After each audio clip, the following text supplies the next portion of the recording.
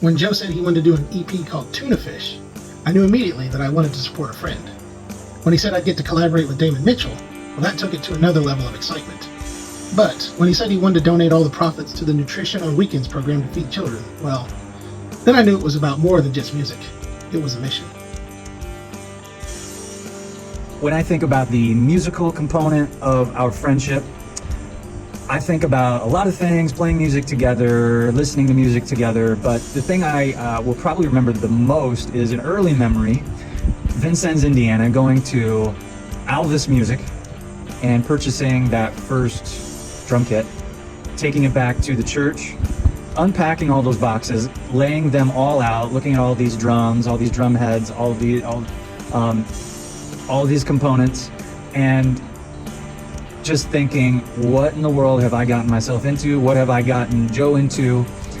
Well, I know now what we got into. We got into a lifelong friendship. We got into a lifelong love of playing music together and connecting over music, and that is just a beautiful thing.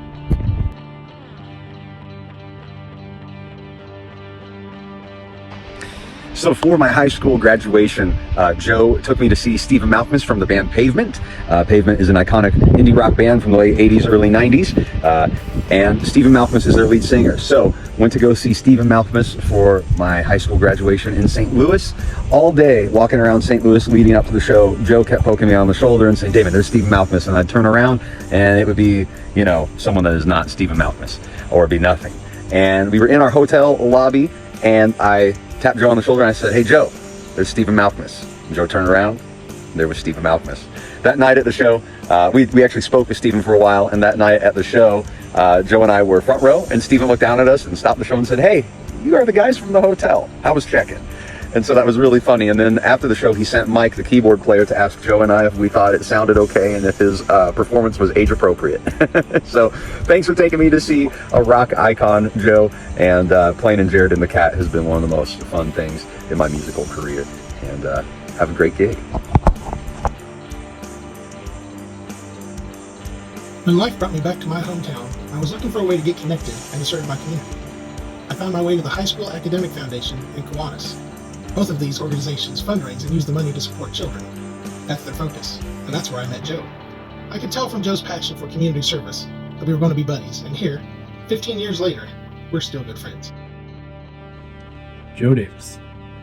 I remember a long time ago in a galaxy far, far away, I made a post on Facebook or something. It was something a long time. Maybe it was MySpace, I don't know. Looking for a band to play with. And you replied and said, "Hey, me and my friend jam out every whatever night it was, Tuesday night? I don't remember. You're welcome to join us." And I did. And we had such a great time, and it led to, you know, meeting a lot of great people and just some of the best memories. The funniest thing from that time, we had toyed with different band name ideas before landing on the very clever Kessel Runners. One of them was Mischievous Kittens, right? And I remember this, we were loading up equipment for a show, and your kit was down in the basement, and you picked up your bass drum and your rack, and there was something rattling in it. And you like started going through, and there's like a pillow in there and everything, and a cat had used your bass drum as the toilet, and you were like, "We should have been Mischievous Kittens, I swear."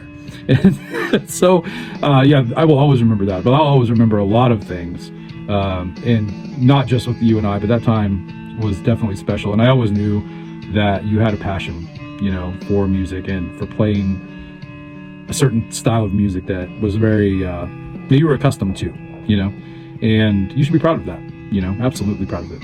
You're a very accomplished and great musician, no matter how you may see yourself.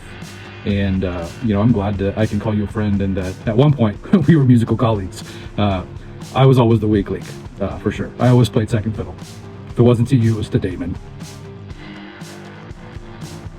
So I had the pleasure of producing the song Makes My Heart Beat. He had recorded the song, essentially multi-tracked it into a software that he was using to record, but it really compressed the files when he sent them to me.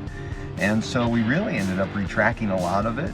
I spent some time on tour with Adam Calvert back in April, and I was down in Florida with Adam.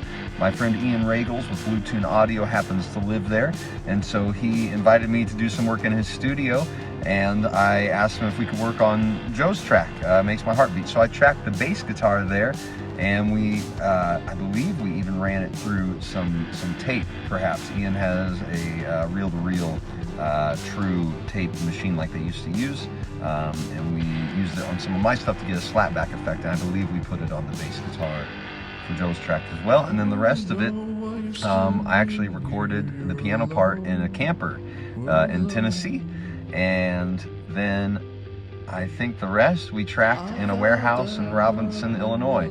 And so it's really come together since then, and both Joe and I think feel like it's a really beautiful thing to hear this music presented in one of its best lights.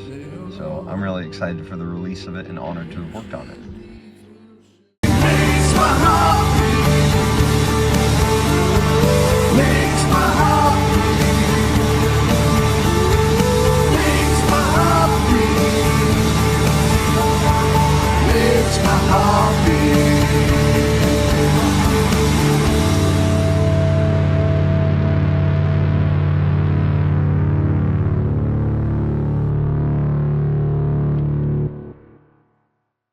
Ladies and gentlemen, make some noise for Joe Davis live at Voyagers.